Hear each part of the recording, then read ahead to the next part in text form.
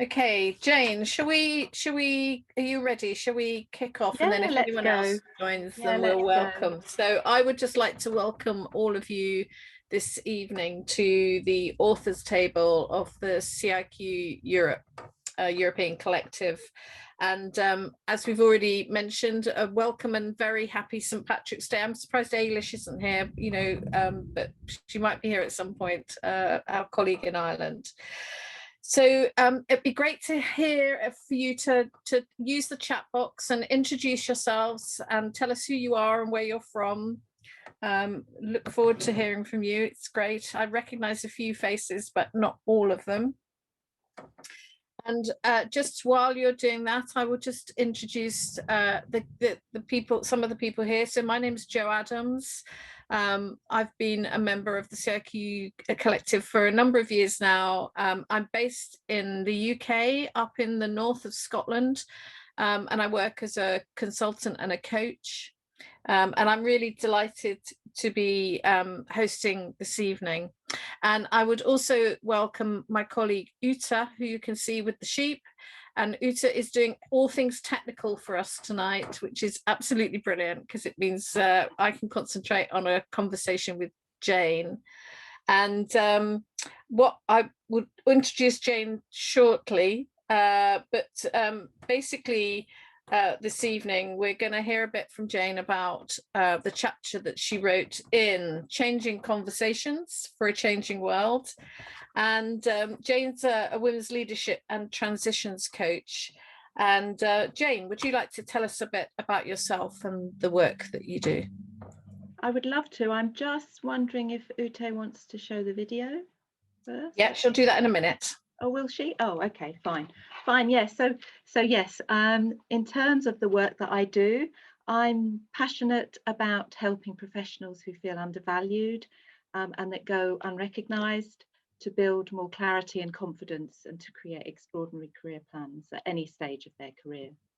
And my background, I first trained as an executive coach over 25 years ago in response to a role I had in a transformation team within retail. I didn't really appreciate what an extraordinary gift it was at the time. I was very young. And since then, my career journey has been very exciting, not always easy. I've had to reinvent my career at least 4 times. I've changed roles. I was in line management. I became an internal consultant, and I've also been an external consultant. I've worked in television, I've worked in retail, I've worked in professional services, and I've worked in a small boutique consultancy, and I am now a business owner. I'm a wife of 23 years, and I'm a mother of 2 to Ben and Rachel, who are young adults now. And my vitality and health is particularly important to me. I've always balanced that with my career. And I absolutely love adventures, but they have been rather curtailed over the last year. But I have managed to try something different, and I've tried kayaking, which is something that you can do socially distanced, I've discovered. Brilliant, thank you, Jane. We must go on a kayaking adventure at some point. That would be amazing. Well, when your house is built, we will, Jo. Yeah. I'm not coming to the caravan. No. Okay, so Uta is going to play us a short video which will introduce Jane's chapter from the book, and then we'll get on and talk about it.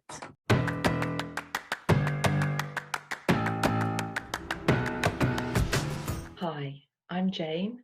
I'm based here in the UK, in London, and I work with professionals who've temporarily lost their career direction. My chapter, chapter 5, is about my personal transformation in shifting my belief about time and never having enough of it, which is shaped in part by my experience in professional services, where time is money, to a new belief where I have 24 hours of space. In this chapter, I discuss one of Judith's models, or roadmaps as she liked to describe it. And it was called PACE, which looks at different dimensions of space: the physical, aspirational, co-creational, and emotional space. And I reflect on how I gained more space through conversations with myself and others, clients, colleagues, and my husband, and how we have all benefited from looking at these dimensions of space, and as I like to call it, creating space through pace. Can you hear me now? I can hear you. Great. Yeah, good. Okay. Jane, do you want to start by telling us about the PACE tool and why that stood out for you? Because there's so many tools in conversational intelligence. You could have had a pick of all sorts that really stood out. So what was it about the PACE tool that interested you? Yeah, it's a great question, Jo. It is one of the lesser known ones. I think there was only ever one slide on it, and Judith spoke to it for about 7 minutes, 10 minutes at maximum. And I remember it so vividly because it captured my imagination, and it was because it was about space, and that was something that I felt was severely lacking for me at that moment in time. I felt very isolated and overwhelmed, as I say in the chapter. And I just loved the 4 lenses that she introduced us to look at space. And a bit of serendipity, I think I was meant to hear it. Brilliant. Okay. And I'm going to share my screen now so you can just see the PACE tool from the chapter. So, because I'm going to ask you a bit more, if you could talk us through a bit more about the tool and what each element of it means. Okay, yeah, sure. Yeah, so there's the 4 lenses with which to look at space through, and I've interpreted that as the physical space. The P is the physical space, and I interpret that as the space that's external to me, so the environment, and myself as a sort of physical entity. And in the chapter, I talk about making small adjustments in my environment and how that impacted on my sort of conversations, and replicating that with a client as well, and how that had an impact on their mindset. And then the aspirational space, well, this is the desire or ambition to achieve results. And I believe that sort of requires us to dream and to access not just our thoughts, but also how we feel, and our intuition. Is really about what we want to be and do. And it helps us uncover possibilities that go beyond the here and now. And then the co-creative space is for new possibilities to emerge through conversations with others and maybe ourselves. And that requires, as a prerequisite, trust. And that's another one of Judith's roadmaps, where transparency is our ability to be authentic, and relationships is around how we connect, and then understanding of one another, and then sharing success and celebrating, and truth telling, which is often difficult to hear and sometimes difficult to do. And then the emotional space, well, this refers to our feelings, which again, me, can take up space. And if that space gets cluttered as we grow, because we've suppressed emotions because of the way we're socialized, rather than processing them at the time, they can take up space and create triggers for us in current situations. So in order to be able to process those, we need to feel that we're in a safe space. And of course, that again requires trust. Brilliant. Thank you very much. I'm going to stop sharing the screen. And I was interested in the book, you talked about how the brain responds well to roadmaps because of the connections that are which are stimulated. So I'm just wondering if you could explain a bit more about the significance of the neocortex and the prefrontal cortex in that regard, because I think those 2 things are the things you focus on in the chapter. Yeah, well, if there's any neuroscientists here, they've probably got more to say than I have about this. But for me, the neocortex and the prefrontal cortex have got different functions. So the former, the neocortex, is where our memories are stored. and the latter is where we're able to access our strategic activity, which includes our creativity and logic. And the roadmap can help us make new links between these different areas and create new neurons. And a roadmap if you have a roadmap, can help us take a different viewpoint and create new connections before you even use it. Okay, so that's really interesting. So how what happens when those connections are made, and what might happen if you don't make those connections? What's your experience of that? Yeah, so I think if I take this my concept of time, which was created and living in the neocortex, in my memories, being busy was a good thing to be, time is money, use your time wisely. All of these memories and this socialization was in my head. And as you take on more responsibilities and grow, eventually, your 24 hours of a day is filled. So it's fine to begin with, but it's got increasingly more difficult. And for me, the expanding technology was something that really hit me in terms of really making me see that some of my memories and beliefs were limiting. So it was actually sending a connection in the opposite direction, I think, to my primitive brain and giving me amygdala hijacks and making me feel really uncomfortable and paralyzed to take action. So in the flight fight syndrome. But this roadmap and creating space suddenly, helped me see things differently, do things differently, and make new connections, so that I was able to access more readily my prefrontal cortex and use it to experiment, be a bit more strategic. So does that sort of answer your question, Jo? Yeah, it does. That's really helpful. Thank you. And I'm interested in sort of focusing on your description around the physical space and how you explore what is going on in your brain, your heart, and your gut. So can you tell me a bit more about what are you exploring when you're thinking about those things? Yeah, so for me, that's very much around the brain is the thoughts, the heart I associate with feelings. Of course, you can feel them anywhere, but that's a good sort of reminder for me. And the gut is the intuition. And we all have access to these, but the way they're developed is different, and the muscles that they're like muscles. We may exercise them or we may not. So they can be used as a bit of a checklist sometimes to see how your physical state is. But in the chapter, I discuss more about the physical environment that changed a client, in relation to they were hot desking, and that was making them feel very isolated and unconnected with their colleagues, as well as the project they were on. And given that was physical space and a physical environment, they when we were in coaching, and this was the thing that was creating the problem, I thought, well, if we changed the physical environment again, that would change how he felt.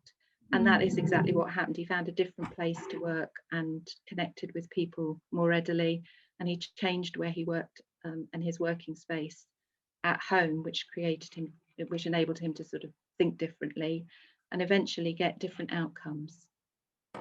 That's really interesting, isn't it? Especially in the context of how we've all been having to work in different spaces in the last 12 months. And maybe we'll talk a bit more about that later. So you wrote this chapter a little while ago now, and you were introduced to the tool a while ago. So since you've written this, you've continued to work with clients. Are there any other examples that you could give us about how physical space, whether it is physical space or us, has influenced or impacted a situation? Yeah, so before lockdown, I was doing some work outside with clients, and a couple of them stand out. One was somebody that was struggling with some relationships that they had at work.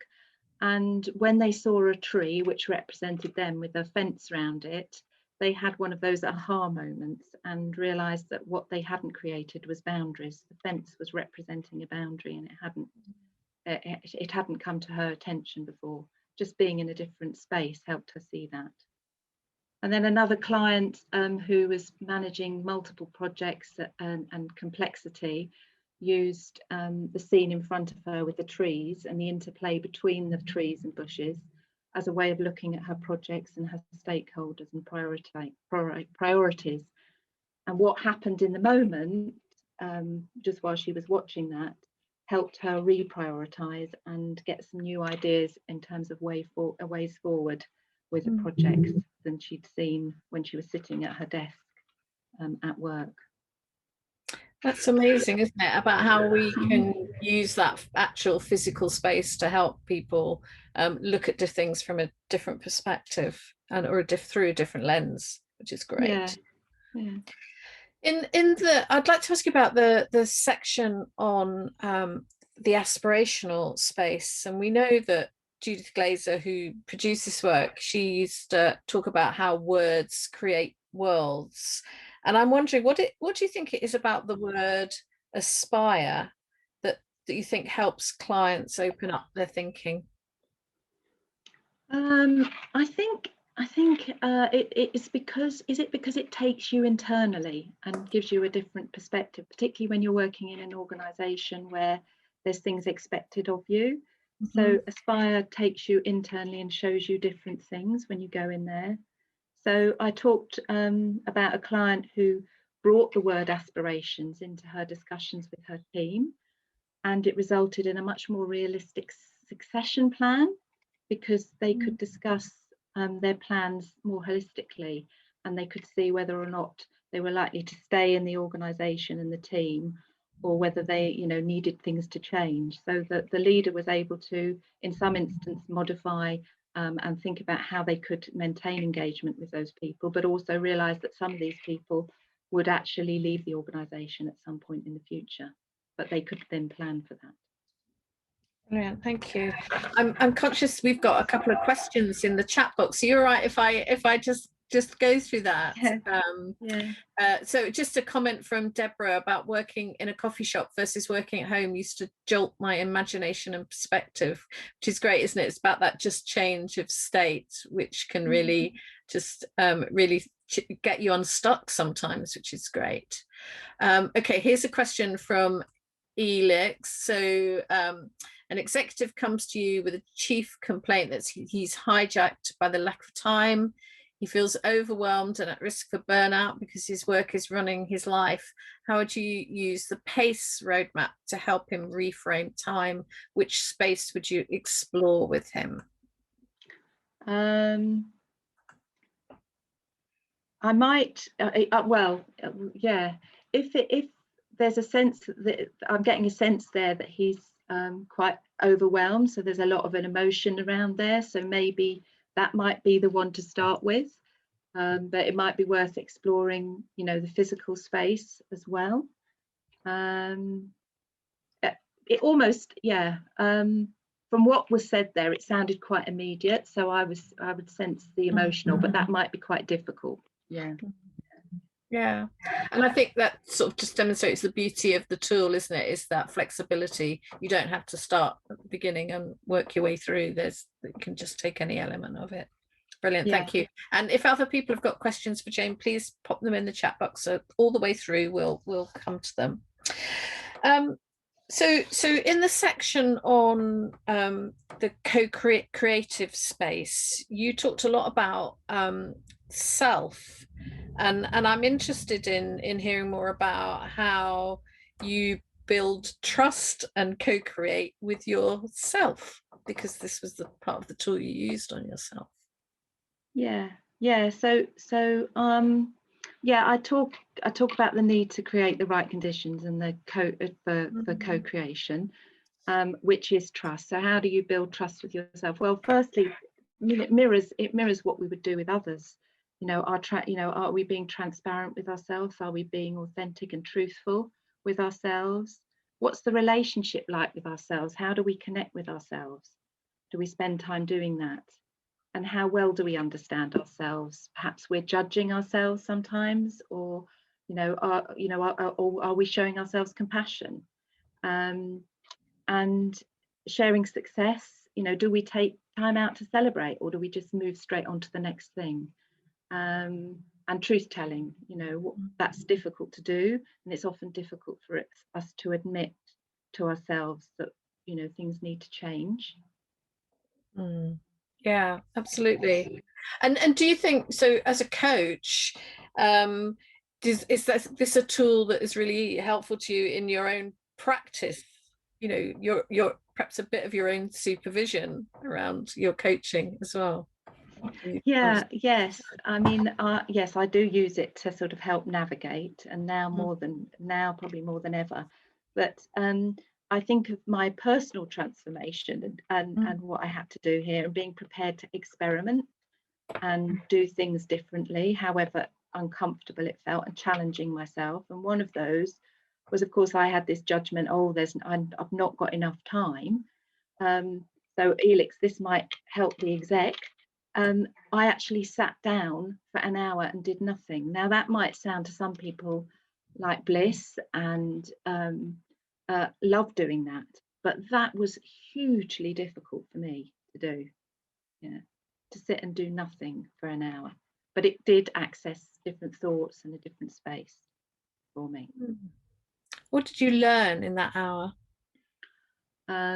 What did I learn? Well, I had time to think about things differently, because I wasn't doing anything. So I was, just let my mind wander. And whilst, maybe not immediately, it was calming. It didn't actually have too much of an impact on how productive I was.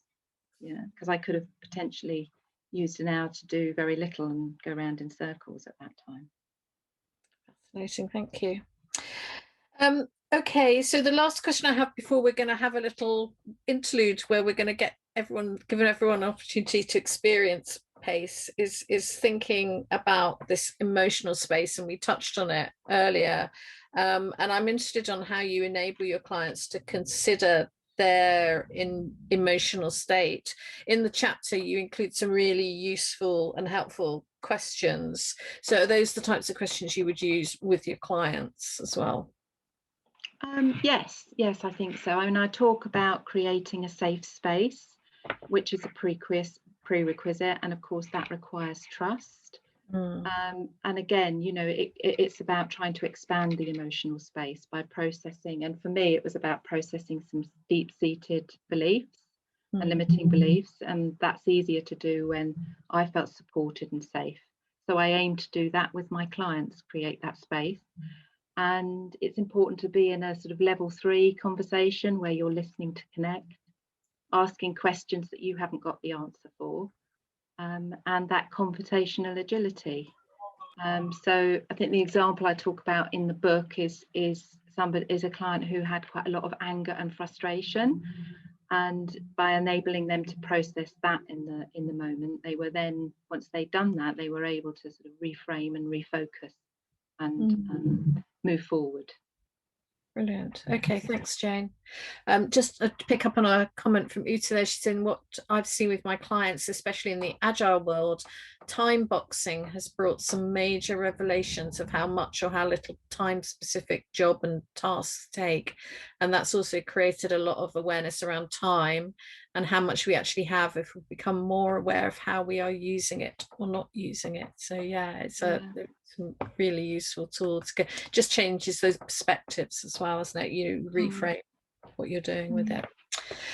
Okay, if everyone's okay, I think Jane's got a little exercise for us to do that, which will give you an opportunity to change your state and emotional space and co-creation space. So I will just share this slide with you. Move to the next slide, hopefully. There we go. I'm going to put you into some breakout rooms. Jane, do you want to just talk us through what? Yeah, okay. So you can choose one of these one of these questions in your breakout rooms, and you know, you could look at your physical space, and you can look at that from the perspective of your physical space, your environment, and how that's supporting you, or internally, you know, how is your head, heart and gut supporting you, and what do you do to work their muscles? Or look at, you know, how do your expectations of yourself compare with your aspirations? And then your conversation, do you need to open up one with yourself about something that's holding you back, or a conversation that you need to have with someone else? And then, you know, thinking about how you personally open up the emotional space, either for you or again for others around you. Brilliant, thank you. Uta will post those questions in the chat box, so you don't have to worry about scribbling them down. And Uta, I'm wondering, can we get into trios if that's okay? And I think we'll go for about 10 minutes if that's all right. Okay. So enjoy yourselves in your small groups, have a little reflection and have a discussion about the questions and what insights that opens up, and then we'll look forward to having you back and speaking some more to Jane. Deborah's got a hand up. Does that mean anything? Deborah. No. I was just clapping. Oh.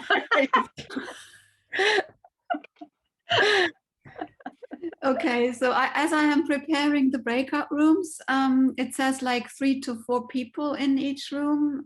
We are 12. We are not joining you, so we'll keep an eye on people being alone. If you are alone, just come back and we will reshuffle you. So Yeah, perfect. did you pick up the screenshot from the chat box so that you have it available in case you need it? Awesome. So let's see, here we go.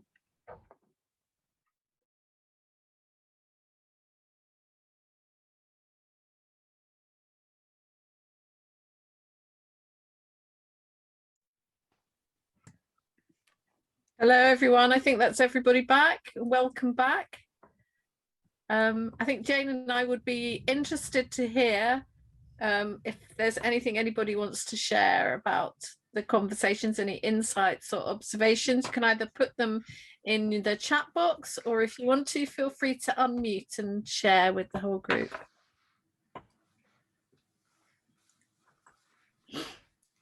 Everyone is unmuted because you are returning to the breakout room. So if you didn't mute yourself, you can just speak freely.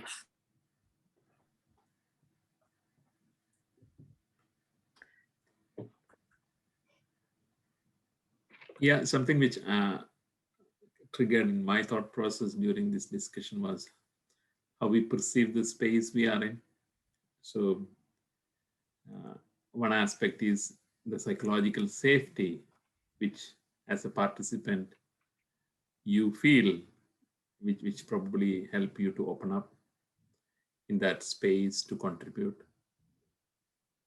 Yeah.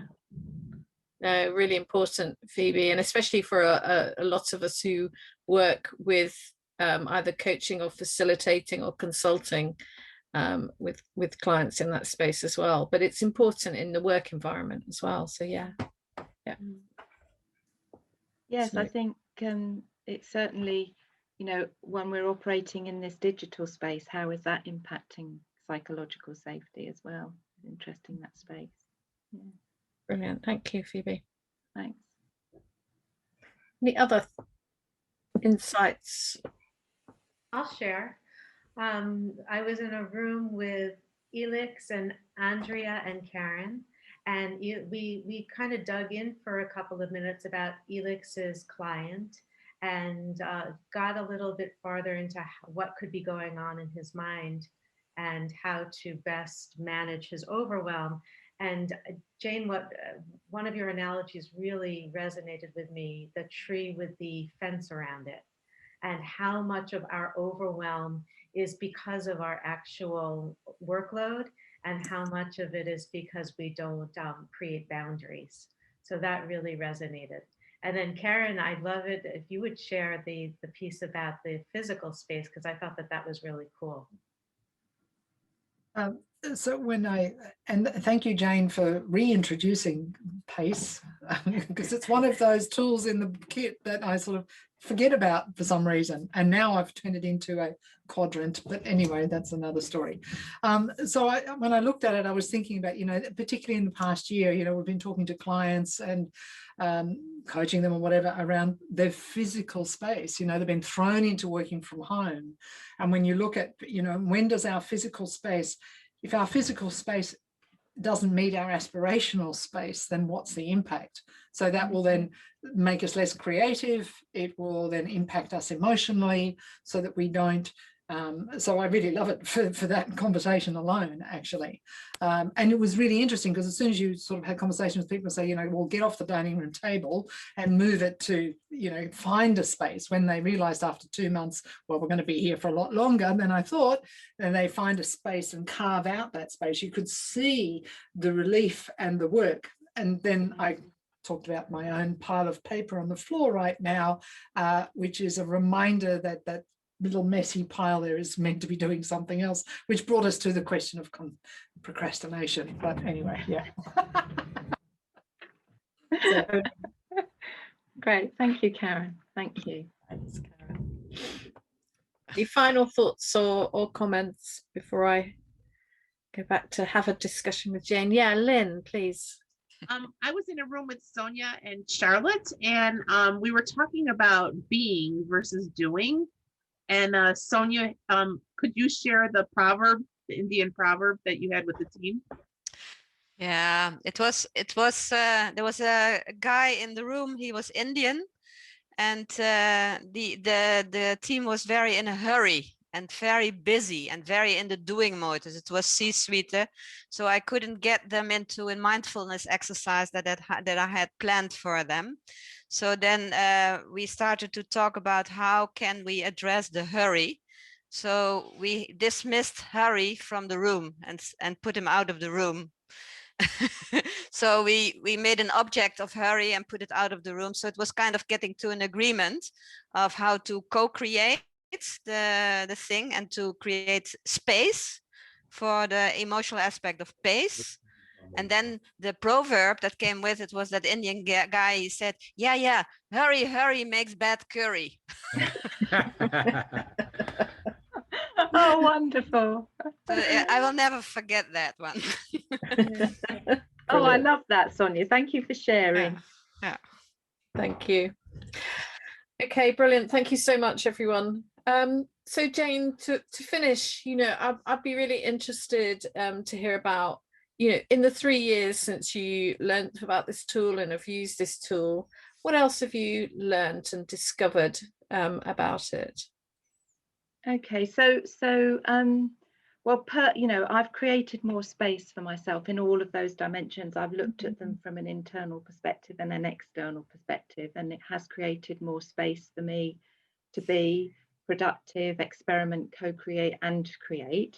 And it's more, Judith talked about it as being a linear sequence, but it's more like a pinball machine because all the dimensions are interconnected, space is interlinked. So, but the linear sequence is a really good place to start if you haven't used it before. Okay. But it is a pinball, that's the new sort of analogy I have for it. And you've shared some of the impact of pace on you, but I'm interested to know what difference has it made to you personally? Okay, yeah, so it's helped me be happier and have more well-being because I see space first and time second. And it's really been a sort of compass, if you like, a navigational tool for self-regulation and to be continually challenging what I'm doing in the different spaces. And it's been really helpful, obviously, through our current situation in the pandemic and what I need to thrive rather than just survive. And I'm also developing it as a tool for a supervisory tool for coaches. So that's another thing that's come out of it for me. Brilliant. Just shows the versatility, and we've touched on this during the evening, and some of the participants here have mentioned about it, is the current constraints we're working in, and I'm just wondering what your thoughts are in using this tool in the digital space. Yeah, I think it's got huge relevance really currently, because our boundaries are blurred, the physical space is diminished. So how is that impacting our inner physical space? You know, how do we organize it? As Karen was saying, how do we organize our physical space, and is that in line with our aspirations? And how are our aspirations now being altered because of the pandemic? You know, how are we co-creating? Has that altered? And what's happening in our emotional space? You know, how are we processing the emotions that are raised by being in a pandemic? For many clients, it seems like it's isolation, but there's many different emotions associated with it. Personally, I've had to deal with quite a bit of resentment. So, you know, I think generally our space and time have been distorted. So it's got huge relevance. Brilliant, thank you. Okay, I'm just going to ask if there's any final questions for Jane before we wrap up for this evening. Can I ask a question? Please do. Yeah, Jane, could you double click on the resentment that you just mentioned? Yes, so a lot of my freedom has been taken away, or choices have been taken away. How I work has been taken away. So it's not, that's you know, clients have taken away the choice to work face to face going forward. So that you know, is not my preferred style of working. So that's created some resentment. Resentment about not being able to do things that I love and bring me joy because of the pandemic. Does that help, Deborah? Yeah, thank you. Great. Anyone else? Yes, related to that, Jane, as we are all working with CIQ, if you to follow this up, and we all have those feelings, could we use the pace then also at a meta level? Yeah, so if you talk about the resentment and then once again do the pace about that special thing, and then does it bring you further? You probably have done that.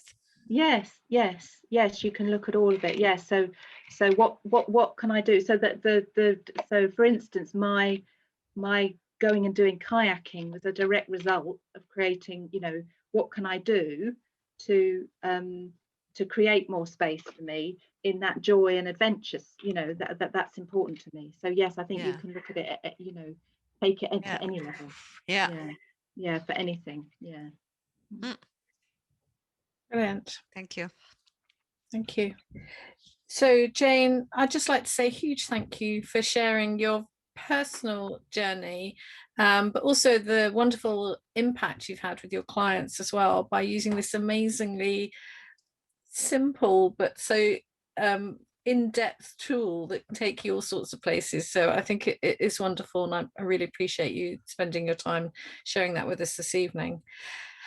So for everybody, just to, for those of you who might be new to the authors table or have been here before, it's just a reminder, we're members of the European CIQ collective, and we represent a diverse range of perspectives and cultures and experiences right across Europe and beyond.